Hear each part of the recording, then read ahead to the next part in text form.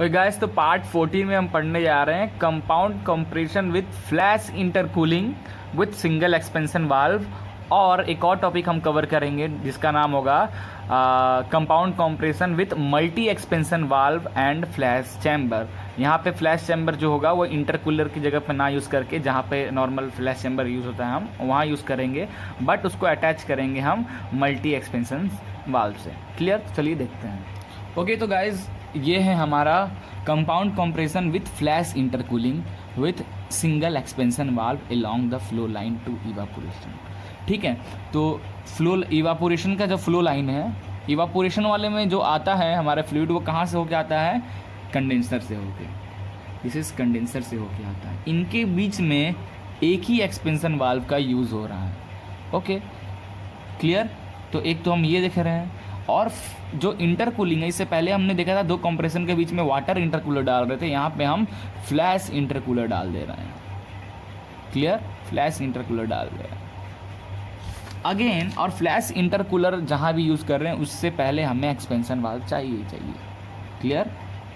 तो माइंड में आपको डायरेक्ट ये फिगर आना चाहिए। ऐसे ही घुमा घुमा के आपको बहुत सारे थ्योरी पूछेगा, इसके बाद ये बनाकर इसका पीएच डायग्राम बना के आपको एक्सप्लेन कर देना है। क्लियर है? इसके बाद जो हम देखने वाले हैं उसमें है single evaporation with multi expansion valve.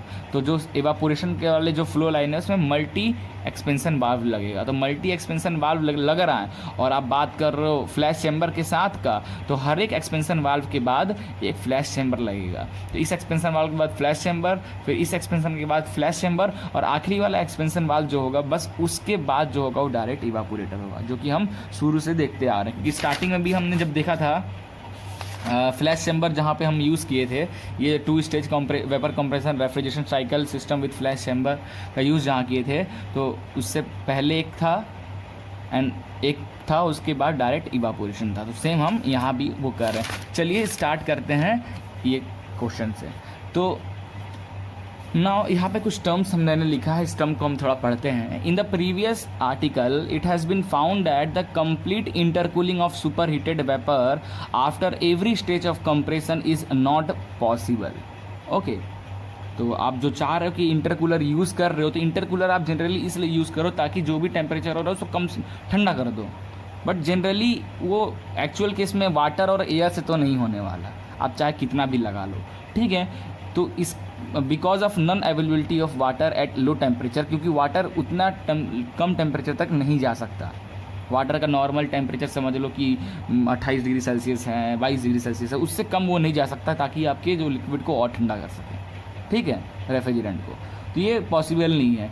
This difficulty can be removed by using the flash intercooler. तो वो जो डिफ़िकल्टीज़ था, जो वाटर को यूज़ कर रहे थे या एयर को यूज़ कर रहे थे इंटरकूलर की जगह पे, वहाँ पे ना वाटर इंटरकूलर ना यूज़ करके हम फ्लैश इंटरकूलर का यूज़ कर देंगे, in which the cooling is carried out by the using of liquid refrigerant itself. Okay, तो जो ठंडा हम करेंगे, जो लिक्विड रेफ्रिजरेंट आ रहा है उसी के मूवमेंट से हम उसको ठंडा करेंगे। ओके, तो उसके मूवमेंट से कैसे, अब हम आगे इसको देखते हैं, इसको समझते हैं।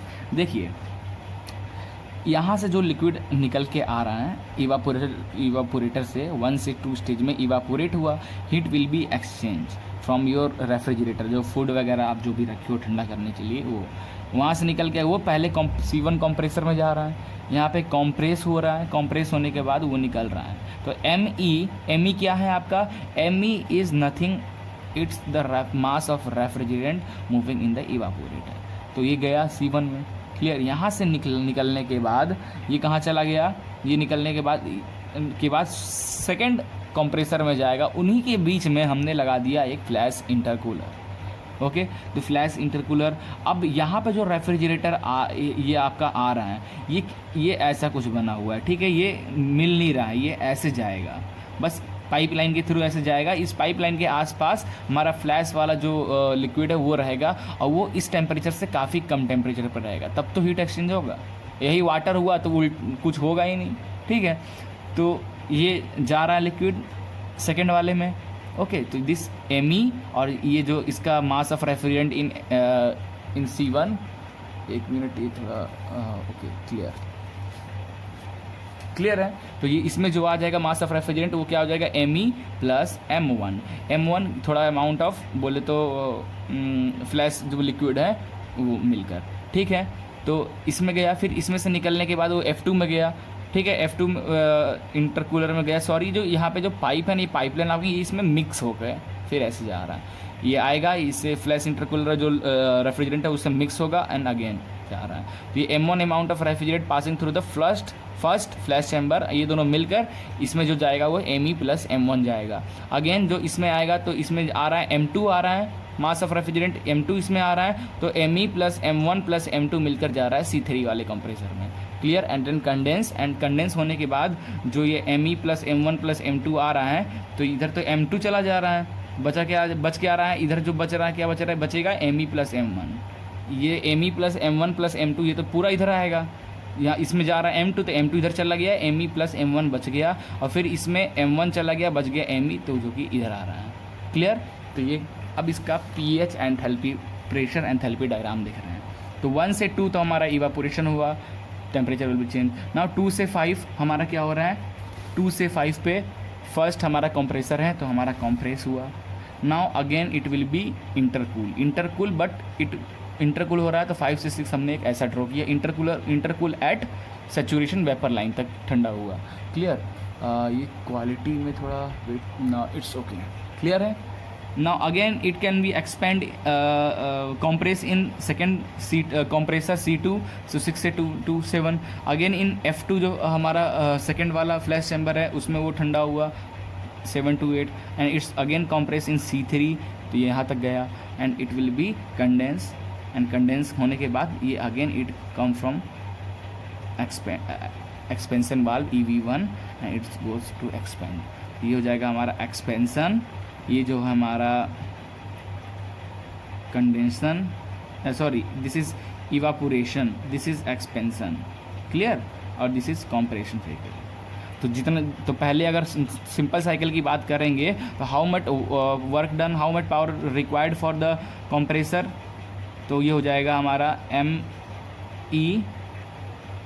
Me क्यों M1 plus M2 plus Me, okay, Me H3 minus H2 upon 60 power required. But जब हम ये यूज़ कर रहे हैं तो इतना वर्क हमारा सेव हो रहा है, सिर्फ इतना, ये समझ लो इतना वर्क सेव हो रहा है, तो ये हमारा वर्क सेव हो रहा है। Due to this efficiency of the refrigerator will be increases, okay. अब पॉइंट 10 से 8 जो हम इसको मिलाए हैं, 8 और 7 के बीच में देखो, ओके यहाँ से देखते हैं 2 से 5 गया, 5 से 6, ओके। 2 से 5 के बीच में ये है और 5 से 6 के बीच में एक इंटरकूलर है, तो 5 से 6 के बीच में एक इंटरकूलर है जिसको हम लाके इससे मिला दिए, क्लियर। फिर 7 से 8 के बीच में, 7 से 8 के बीच में एक इंटरकूलर है, तो इसलिए हम लाके मिला दिए। बट हम यहीं से क्यों इसको मिलाएं, इसलिए मिलाया कि कंडेंशन, ये जो प्रोसेस है ये क्या है, हमारा एक्सपेंड हो रहा है, ठीक है। तो एक्सपेंशन वाल्व में एक्सपेंड हो रहा है, तो एक्सपेंशन वाल्व और कंडेंसर के बीच में ये पॉइंट है, ठीक है, from this, clear. Now what is Me, mass of refrigerant flowing through the evaporator is 210 Q upon H2 minus H1, yes H2 minus H1, clear है, Me हो गया। Now where Q is the load of evaporation in ton. Now M1 is the mass of refrigeration required for intercooling of Me kg of refrigerant after the first stage of compression। मतलब जो Me mass of refrigerant जो evaporator में आ रहा है और पहले compressor में गया, कंप्रेसर से निकलने के बाद जो Me मास ऑफ रेफ्रिजरेंट है Me, उसको ठंडा करने के लिए हम M1 का यूज़ कर रहे हैं, मास of refrigerant at first intercooler, okay. तो वो हो गया हमारा M1। सेकंड में M2 जो कि Me प्लस M1 जो निकल रहा है उसको ठंडा करने में काम आ रहा है हमारा M2 जो सेकंड फ्लैश चैम्बर में है हमारा refrigerant. Therefore M1 is equal to Me H5 minus H6। तो M1 बात करें तो M1 ये इसमें आ रहा है, तो इसमें ये एक आ रहा है और दो आ रहे हैं, एक निकल रहे हैं, तो हम लोग बोल सकते हैं M1 जो इसमें जा रहा है, ठीक है, तो मिक्स हो किधर निकल रहा है, तो M1 H5 minus this H5 minus H6, okay, क्योंकि टेम्परेचर इसका ज़्यादा होगा, 5 का टेम्परेचर ज़्यादा होगा एज़ कम्पेयर टू 6, क्योंकि यहाँ पे ये ठंडा कर दे रहा है, तो यहाँ पे जाहिर सी बात है यहाँ जो निकलेगा इससे कम ही निकलेगा। तो H5 minus H6 M1 is equal to ये जो Me आ रहा है Me H5 माइनस H6, और M2 क्या हो जाएगा, M2 क्या हो जाएगा, M2 is equal to Me plus M1 जो आ रहा है H7 माइनस H8। ओके, तो Me plus M1 H7 minus H8 upon this H8 upon H10. What is H8 upon H10? H8 upon H10. This minus this. Clear? और same in this में H6 minus H11. M1 और M2 find हो गया. Now power required to drive the system. So how much power required? तो power required for each stage this for stage this and stage this, तो तीनों के power को आप Me H5 minus H2 for C1 plus Me plus M1 H7 minus H6 for C2 plus Me plus M1 plus M2 H9 minus H8 for C3 upon 60 is the power required to drive the system. Now P dash is the power required for simple cycle, तो simple cycle power required Me और this. अगर simple cycle होता तो ये line ऐसे ऐसे ऐसे ना जाके ये सीधे ऐसे जाता 3 माइनस 2 Me 3 माइनस 2. तो therefore reduction in power तो रिडक्ट हो रहा है इसके कारण, तो P डैश माइनस P, तो P dash minus P is the reduction in power. And what is the COP of the refrigerator is 210Q upon 60 upon P, this P. Okay, power required for the drive system, this system के लिए जो power लग रहा है वो power. Clear? तो ये आपका ये हो जाएगा. नाउ अगेन जो हम सेकंड जो देख रहे हैं, system evaporation with multi expansion valve and flash chamber. तो मल्टी एक्सपेंशन वाल्व का बोल रहा है और बात कर रहा है, जब मल्टी एक्सपेंशन वाल्व का मीन्स इवापोरेटर और कंडेंसर के बीच में मल्टीपल लगेगी. तो 1 2 3 हमने लिया चैम्बर C1 C2 C3, ठीक है. इसके देखो, तो यहाँ से जो रेफ्रिजरेंट इवापोरेटर में आया, वहाँ से निकलने के बाद फर्स्ट कंप्रेसर में गया, वहाँ से निकलने के बाद वो कहाँ जा रहा है, वो सीधा जा रहा है कंडेंसर में. बट उसके बीच में हमने क्या यूज़ कर दिया, एक दिस. और ये लाइन जो ऐसे आ रहा है, ये लाइन को आप समझ लो कि आप इसको ऐसे वो इससे जोड़कर ऐसे लाकर ऐसे भी कर सकते थे, ठीक है. तो एक ही बात है, आप ऐसे कर सकते हो. तो मतलब आप बोलोगे इंटरकूलर का यूज़ कर रहे हैं, तो इंटरकूलर का यूज़ हम नहीं कर रहे हैं. हम जो यहाँ पे सेपरेट कर रहे हैं, मतलब पहले हम सिंगल फ्लैश चैम्बर लगा के सेपरेट कर रहे थे. अब हम क्योंकि यहाँ पे कंप्रेसर का क्वांटिटी बढ़ गया, तो यहाँ पे ज़्यादा अमाउंट ऑफ में वेपर बनेगा, जो तो एक फ्लैश चैम्बर उस वेपर और लिक्विड को सेपरेट नहीं कर सकता. इसलिए हम मल्टी का यूज़ करके ये काम कर रहे हैं. क्लियर है? तो इसका जो हमारा प्रेशर एंथैल्पी डायग्राम बनेगा कुछ इस तरीके से. 1 से 2 will be evaporate and again 2 से 3. ओके, 2 से 3 इन इवापोरेट, तो डायरेक्ट हो रहा है, तो 2 से 3 डायरेक्ट. ओके, नाउ 3 से 4 मैच है, इसलिए 3 से 4 मैच है, और 4 इसी में आपको क्या हो रहा है, ये पॉइंट जो 12 से में कंप्रेस हो रहा है. ये वाला 12 वाला गैस कंप्रेस हो रहा है, 4 से निकल रहा था. 12 वाला गैस कंप्रेस होकर 4 से निकल रहा है. सिमिलरली 9 वाला गैस कंप्रेस होकर 5 में निकल रहा है. 9 वाला गैस कंप्रेस होकर 5 में निकल रहा है. तो ये ऐसे पैरेलल बनेगा. And 5 to 7 this 5 to 7 condense हुआ. यस, कंडेंस हुआ. Now expansion, first expansion 7 to 8. Okay, now again flash chamber, we have to use a flash chamber 8 to 10. Okay, now again we have to use one expansion 10 to 11. Again we have to use flash chamber. Again we use expansion valve, तो it will be expand and clear है. अब देखें, now with the use of multi expansion valve the throttling operation is maintained near liquid line. Clear? And by using flash chamber the total work done per kg of refrigeration will be reduced. तो कहा जाए एक तरीके का intercooler type का ही काम कर रहा है, but it's not a pure type of intercooler. Flash chamber यहाँ पे क्या कर रहा है, वर्क को कम करने की कोशिश कर रहा है, और मल्टी एक्सपेंशन जो है लिक्विड लाइन तक पहुँचाने की कोशिश कर रहा है आपको. तो जाहिर सी बात है, इससे आपका साइकिल थर्मोडायनामिक साइकिल में कोई इफेक्ट नहीं है और will give more COP. Okay, now at point 9, अब देखो at point 9, okay, at point 9, ये वाला पॉइंट 9, ये जो गैस आ रहा है वो C3 में जाके मिल रहा है. तो mass MbF2 which is equal to X at into 1, X at this point, this is temperature, ठीक है, X at, this is X11, clear. Okay, तो जो C3 में जो चैम्बर है, C3 चैम्बर में, इसमें जो रेफ्रिजरेंट का मास है वो MvF2 है।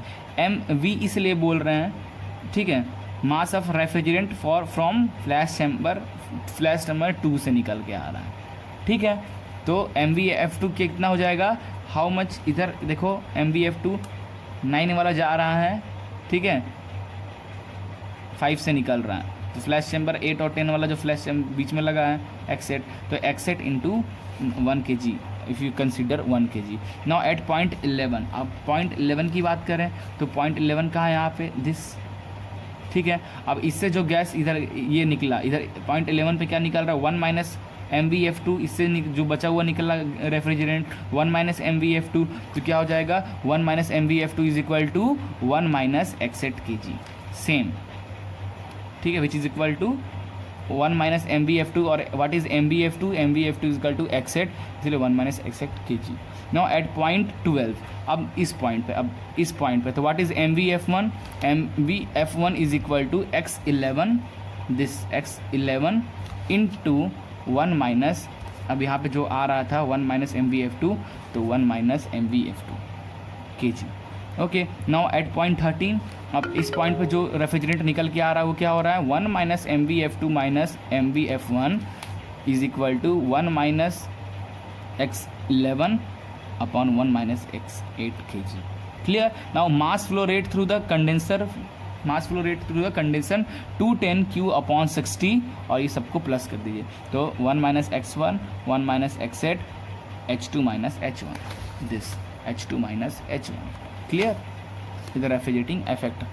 Therefore power required for C1 compressor, C2 compressor, C3 compressor, which is equal to flow rate upon 60, तो mass flow rate ये है, तो दिस को आपको वैल्यू पुट करनी है, और बाकी फ्रॉम जो गैस निकल रहा है, रेफ्रिजरेंट आ रहा है ये इन H3 minus H2 in this compressor and in this compressor, ये वैल्यू हमने इसलिए ये लिखा है। Therefore COP is 210 Q60 upon this much power will be this power, clear है। तो इसकी थ्योरी आता है, आपको ये डेरिवेशन नहीं पूछेगा, सिंपली आपको ये दोनों फिगर बनाकर आपको इसको एक्सप्लेन कर देना, क्लियर है।